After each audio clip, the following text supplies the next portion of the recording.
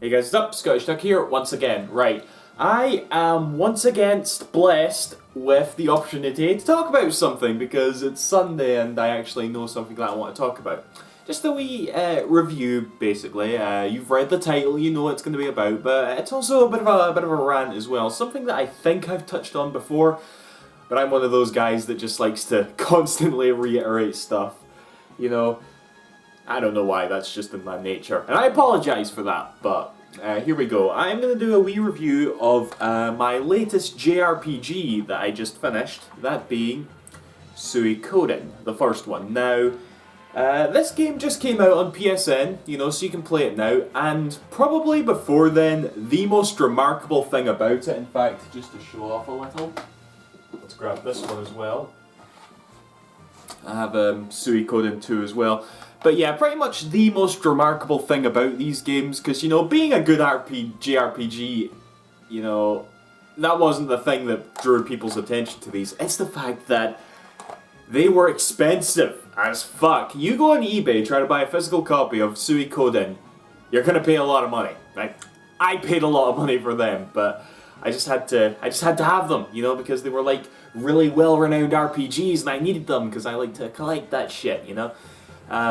So yeah, I got them and I don't know how much them suddenly going on PSN has affected the price, but suffice to say, unless you're like me and completely mental, you want to play these games, you're better off downloading them from the PSN, you know, to experience them.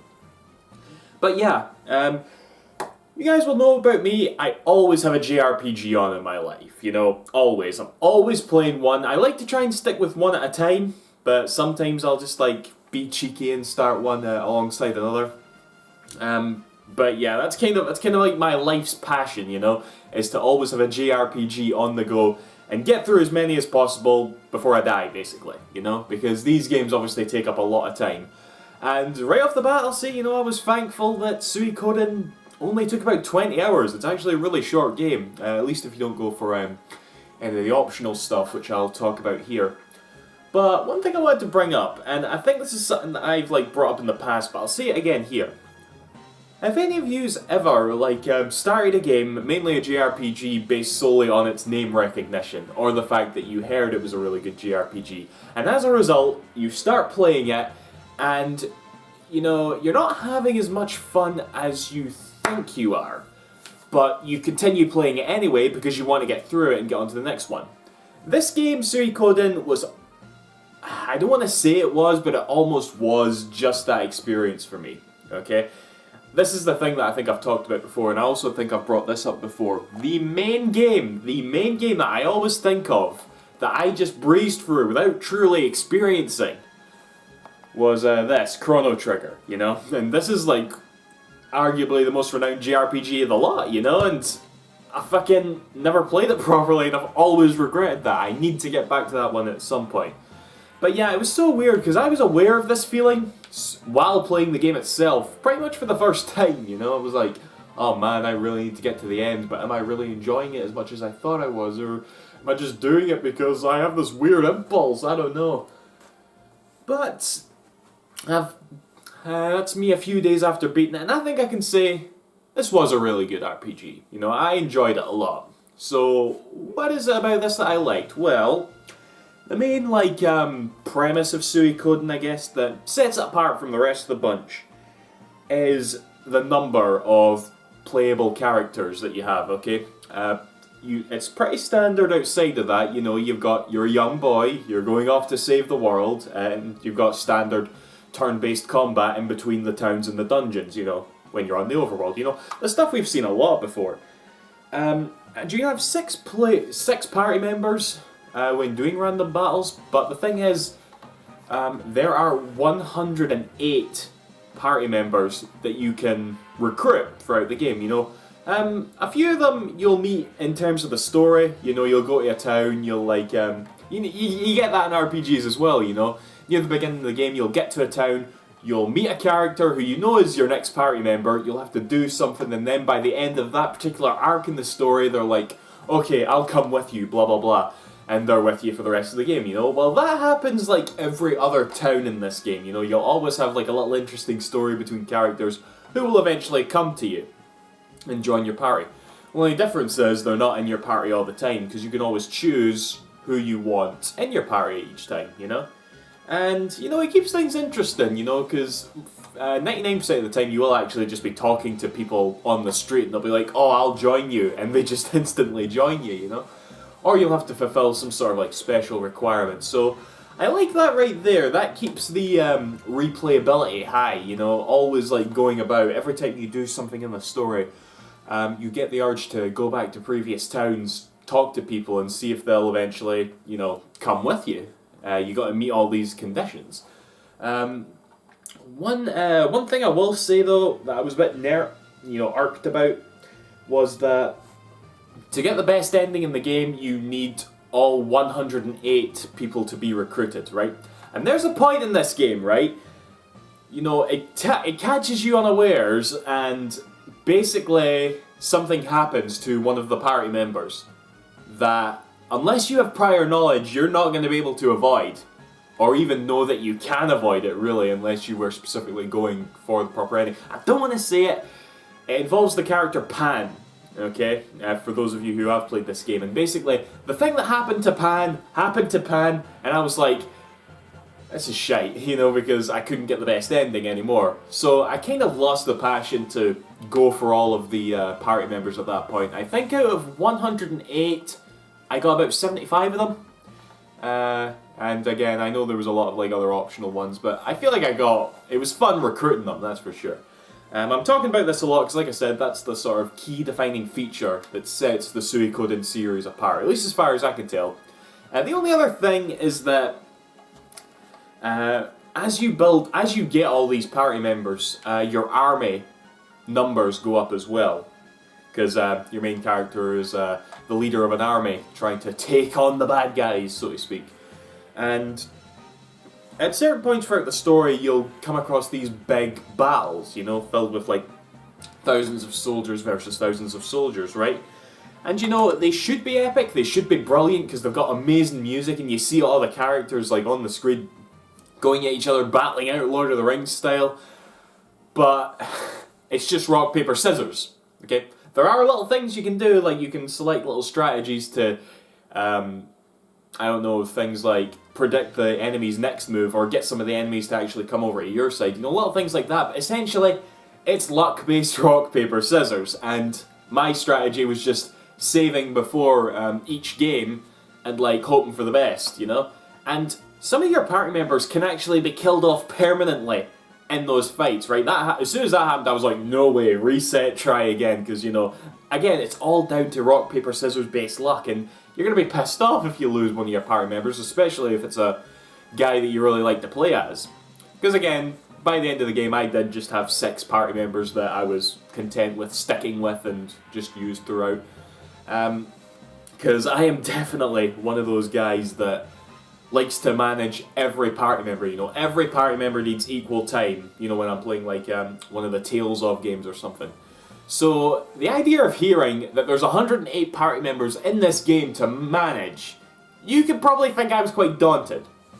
But thankfully, the leveling up system works in such a way that if they're at a much lower level than everybody else, they'll get a lot more XP than the other people, you know.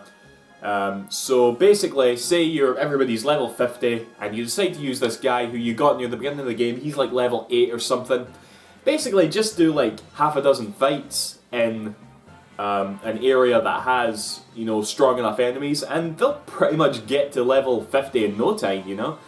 And I did appreciate that, you know. I hate the idea of like wanting to get a party member only to have them just take ages to level up, you know. It's kind of the reason why I guess games like Etrian Odyssey, and even Pokemon, you know, aren't really my cup of tea necessarily. So I was glad to see that addressed. What else to talk about? Oh yeah, despite that, one thing that was an utter bollock, was inventory management, okay? You know how in like Earthbound you've got, you only have a limited number of inventory slots per character, and that character has to actually be holding like a piece of equipment in order for them to equip that. Imagine doing that with 108 people, okay? There were times when I spent like a good half hour just like clearing out everybody's inventory, only to like go through them all individually, find out what the best, equipment I had on hand was, and equip it to my current party members, okay? Optimize button. Give us an optimize button, please. It was extraordinary how long I had to spend doing all that. We're back. Okay, sorry about that. Back to the review. Where the fuck was I? Oh yeah, inventory management is shit. That's pretty much the point I want to make there. What else is there to talk about?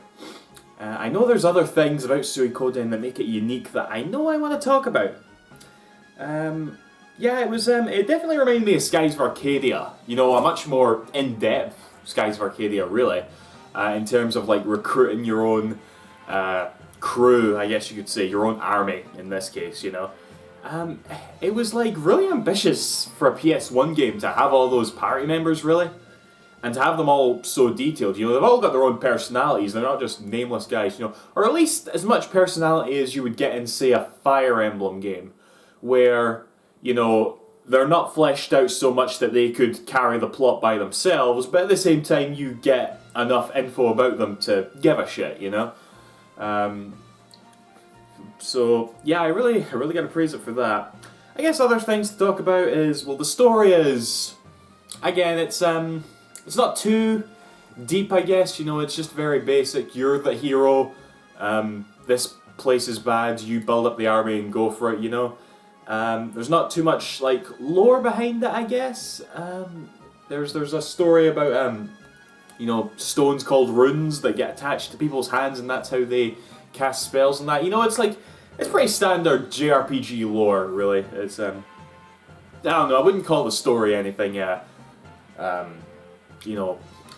amazing here, I guess. Graphic-wise, I thought it looked really nice for the PS1, especially like the sprites during the battles, because again, 108 different like detailed battle sprites that you can use, and just the way they all move and that and stuff. And I remember just various instances in the cutscenes, like it was doing this one cutscene where this guy's pointing his sword at someone and he's angry. And like what you get in like, films and anime and stuff where they'll sort of like tense up and shake just to signify their anger, It's like, they did that with the sprite and it was really convincing.